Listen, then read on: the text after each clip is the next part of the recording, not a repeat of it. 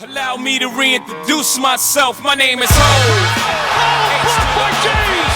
Turned back and forth. Oh, he broke his ankles. 1-1 from Dodson. Batista with a drive. Deep left field. No doubt about it. Green Bay, what an interesting offseason. But we're your boys, and we're going to go ahead and preview it for you. I'm your man, Brandon. I'm Rob, man. I'm Mike. This is my invisible cheesehead.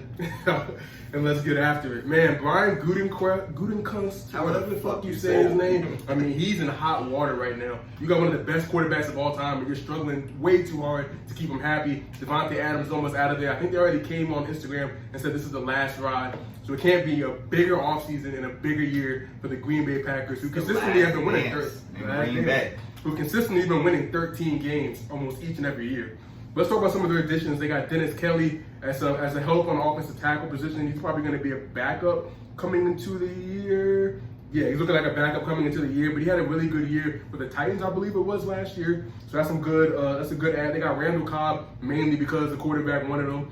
So that's the reason why they went and traded for Randall Cobb. They also got the punter for Horquez from Buffalo. Well, they traded for him from LA, but he was in Buffalo last year. Got a big leg as a punter. That's a big move. They got rid of J.K. Scott, which was very surprising to a lot of people. Talking about subtractions like J.K. Scott, punches, is out of there, never really played since he was always injured. Jamal Williams was a really good running back his last year, but wasn't really doing much before that. Lost Corey Linsley at the center position, which is a really big loss for this team. Lane Taylor's finally out of there. He's had an injury-riddled campaign, but he was good back in the day. Lost Christian Kirksey at the linebacker position, which is one of the worst linebacker groups in the league. And they lost Ricky Wagner at tackle as well. But in the draft, they got Eric Stokes in the first round, a really good cornerback, a really young good quarterback out of Georgia. They drafted the center Josh Myers in the second round, which I don't know too much about. But they did get Amari Rodgers in the third round, good slot receiver out of Clemson. I can see him doing some really good things later on in his career. Yeah, and this team, when you talk about Green Bay, it was all about the Aaron Rodgers saga all off season. Like, is he going to get traded? Is he going to get retired? Is he going to stay with the team? At the end of the day, he's stuck with the team. But the fact that there's still so many question marks with him in the front office, it leads me to think, like, how are they going to be able to deal with adversity throughout the season? When they deal with a 2-3 game losing streak, are they going to be able to, like, who's going to be the guy to step up and say, hey, let's get our shit together? Aaron Rodgers is notorious for saying, like, REALAX and, oh, we got to go on a run to end the year. Like, that's how he's able to get the troops going. But no one really knows if he really still has that same leadership, knowing that he kind of has 1 foot out the door already. And that's why Vegas has their over-under set at 10 wins, which I think is fair because their division's pretty shitty, so they should be able to pick up 4 to 5 wins just from those games itself.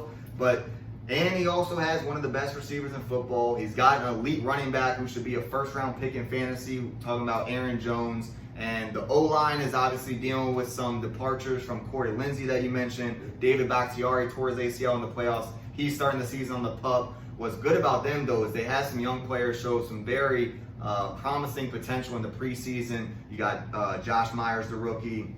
I think Elton Jenkins is also making that transition over. So Royce Newman, I think, was another highly graded player by PFF in the preseason too. So that kind of puts things in the right direction. And I mean, on the defense side of the ball, you got Jair Alexander, who was an absolute stud. One of the best corners in the game. The linebacker, though, not in the same ballpark at all. And that's been their problem year in and year out. They can't defend the run. They get torched up the middle. Dalvin Cook puts their asses on the ground.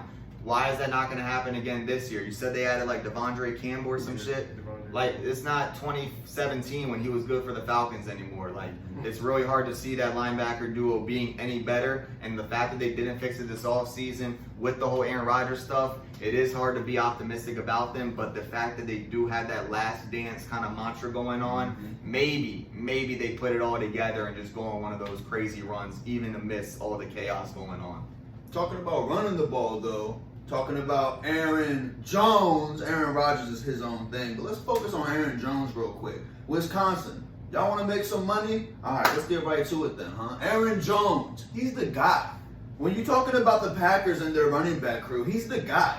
They kind of had Jamal Williams there. He was doing his thing. He's out of there, though. He joined the weirdos over in Detroit, so we don't got to worry about him anymore. I'm looking at Aaron Jones. He don't only run the ball. He catches the ball, too. He's an all-around back. one of those just running backs. You can just do everything with him. You can put him in the slot sometimes. You can put him on a little screen pass. You can give him the rock 25 times a game if you want to. So I'm looking at 12.5 total touchdowns. Hammer the over. They're going to give him the ball in all different situations. You know that offense is stacked with potential. They don't usually stack the box against Green Bay because you can't. You just can't. So his opportunities are endless. Let's go ahead, take it to the bank.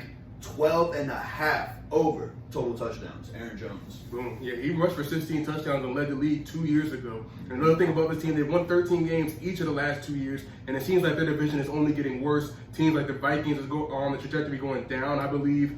They got a lot of good things going. So we'll see if this money can really cash for the Green Bay Packers. It's the last ride, baby. Last ride. Let's get it, do Chiefs.